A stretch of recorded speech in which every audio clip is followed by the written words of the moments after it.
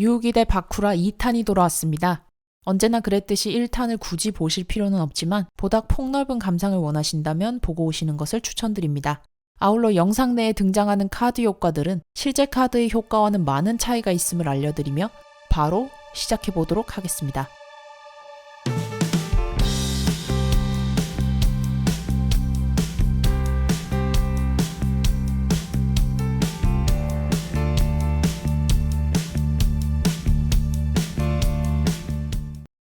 1탄의 마지막 상황을 잠깐 짚어보고 넘어가도록 할게요. 바쿠라 필드에는 암흑 성역이 발동된 상태고 암흑의 문과 위저보드가 앞면 표시로 나와 있습니다. 덮어둔 카드는 침묵의 사항령입니다. 암흑의 문은 배틀 페이지에 공격할 수 있는 몬스터를 한 장으로 제한하고 있고 암흑 성역의 효과로 원령 하나가 돌아다니고 있는 상태입니다. 원령은 상대 몬스터 한 장에 빙의해서 그 몬스터를 바보로 만들 수 있습니다. 그렇다면 유우기가 처한 상황은 이런 겁니다. 공격 몬스터는 한 장밖에 고를 수 없는데 그 한 장이 잘못해서 원령이 빙의된 몬스터라면 공격은 무효화되고 역으로 자기 라이프를 상대에게 갖다 바쳐야 합니다. 게다가 바쿠라의 리버스 카드 침묵의 사항령은 공격 명령을 다른 몬스터로 바꿀 수 있게 해주는 카드입니다. 유우기가 어느 몬스터를 고르더라도 원령이 빙의된 몬스터로 공격 명령을 바꿀 수 있는 것이죠. 그야말로 도관에 든 쥐입니다. 유우기는 이 상황을 거의 눈치채지 못한 상태입니다. 유우기의 턴입니다. 크리볼을 드로우합니다. 바쿠라의 역습에 살짝 당황한 상태였던 유우기는 전열을 더 두텁게 하기로 결정합니다. 크리볼을 수비 표시로 소환합니다. 지난 턴에 원령이 빙의된 마그넷 워리어 감마에게 데미지를 먹었기 때문에 이번엔 안전한 블랙 매지션 걸로 공격합니다. 하지만 암흑 성역에는 바쿠라가 설명해주지 않은 또 다른 특징이 있는데요. 바로 원령은 한 몬스터에만 고정되어 있는 게 아니라는 사실이죠. 턴마다 빙의 대상을 바꿀 수 있는데 유우기는 이걸 몰랐던 겁니다. 바쿠라 입장에서는 공격력이 높은 블랙 매지션 걸에게 빙의시켜 두는 게 확률이 높다고 판단했겠죠. 마그넷 워리어 감마로 공격했더라도 침묵의 사항령을 발동하면 되고요. 블랙 매지션 걸의 공격은 무효화되고 공격력의 절반인 1250이 유우기의 라이프에서 빠져나가 바쿠라에게 추가됩니다. 유우기의 턴은 극심한 손해로 끝났습니다. 유우기가 턴 종료를 선언하자 바쿠라의 위저보드 효과가 발동되어 죽음의 메시지 카드 2가 필드에 출현했습니다. 바쿠라의 턴입니다. 크리터를 드로우합니다. 암흑 성역의 유지를 위해서는 턴마다 몬스터를 한 장씩 제물로 바쳐야 하니까 크리터를 공격 표시로 소환합니다. 암흑 성역의 제물로 크리터를 바치고 크리터의 특수 효과를 발동합니다. 필드에서 묘지로 보내졌을 때 덱에서 공격력 1500 이하의 몬스터 한 장을 패에 추가할 수 있죠. 바쿠라는 몬스터 카드 한 장을 패로 가져옵니다. 유우기의 턴입니다. 빅실드 가드너를 드로우합니다. 바쿠라의 원령은 블랙 매지션 걸에게 다시 한번 빙의됩니다. 유우기는 이 원령을 볼 수 없습니다. 빅실드 가드너를 수비 표시로 소환합니다. 유우기 필드는 역대급으로 몬스터들이 바글바글하지만 압박을 느끼는 건 오히려 유우기 쪽인 것 같죠? 유우기 필드에서 공격 명령을 내릴 만한 몬스터는 마그넷 워리어 감마와 블랙 매지션 걸 두 장입니다. 유우기는 잠시 고민합니다. 그리고 블랙 매지션 걸의 원령이 빙의되었을 것이라 판단하고 마그넷 워리어 감마에게 공격 명령을 내립니다. 의미 없죠?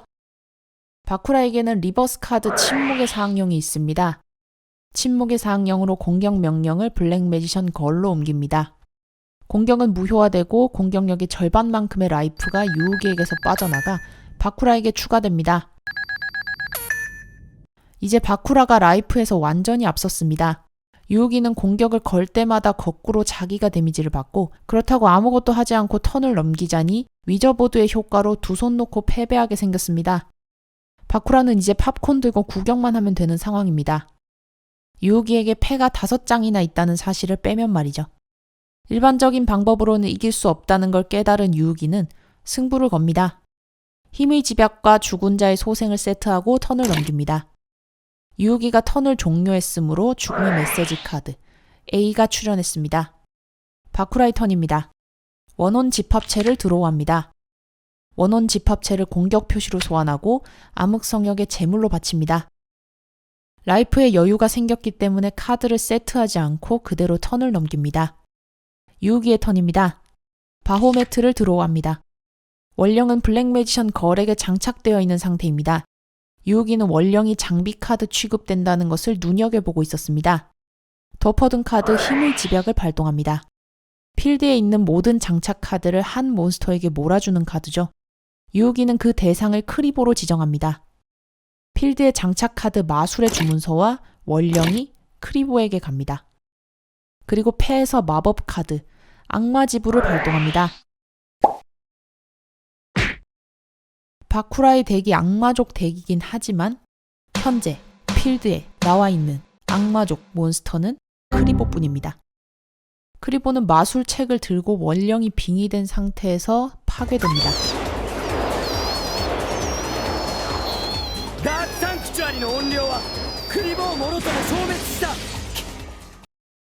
필드에서 원령이 제거되었습니다. 유우기의 반격은 여기서 끝이 아니죠. 다시 한번 암흑성역 효과의 빈틈을 노립니다. 리버스 카드 죽은 자의 소생을 발동합니다. 그리고 바쿠라 묘지에 있던 다크 네크로피어를 소생시킵니다. 암흑성역은 다크 네크로피어가 묘지에 존재하지 않을 경우 모든 효과가 무효화됩니다. 물론 몬스터존에도 마법 함정 카드를 놓을 수 있다는 효과도 무효화되었습니다. 바쿠라는 암흑의 문 때문에 마함존을 하나 소비한 상태이기 때문에 메시지 카드는 4장밖에 들어갈 수 없습니다. 결국 위저보드는 무용지물이 된 거죠. 암흑성역을 막아냄과 동시에 유우기는 공격력 2200짜리 몬스터까지 얻었습니다. 다크 네크로피어로 바쿠라를 직접 공격합니다.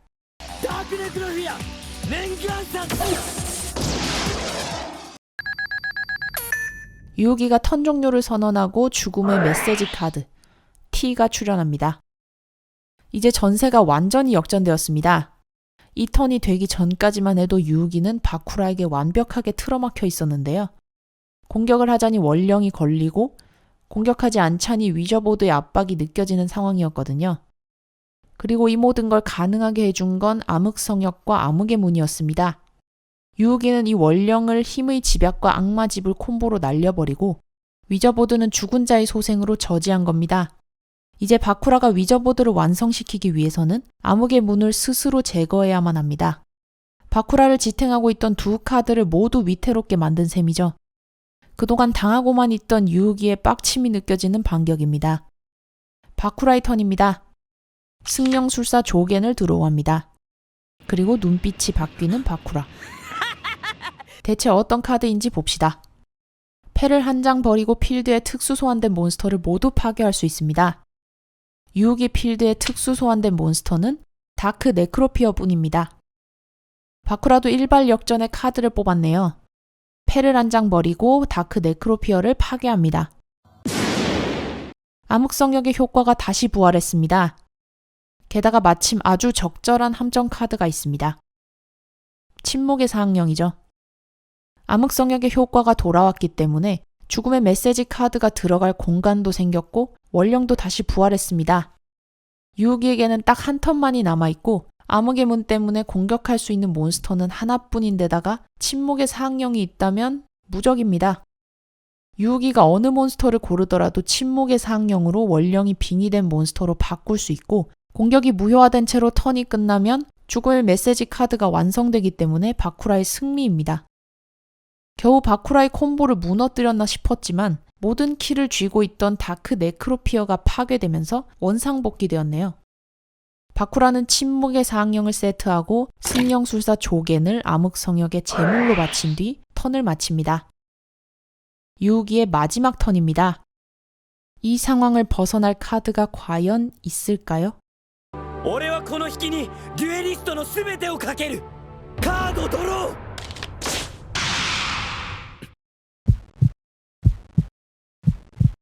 유우기는 오시리스를 드로우합니다.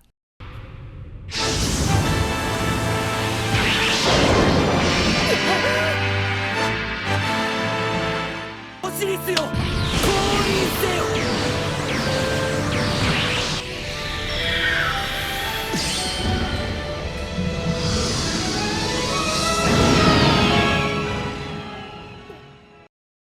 유우기의 패는 3장이므로 오시리스의 공격력과 수비력은 3000이 됩니다. 신의 카드는 원령을 튕겨냅니다.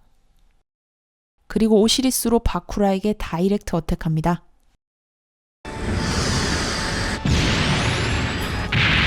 最後に闇の力を手に入れるのは俺様よ。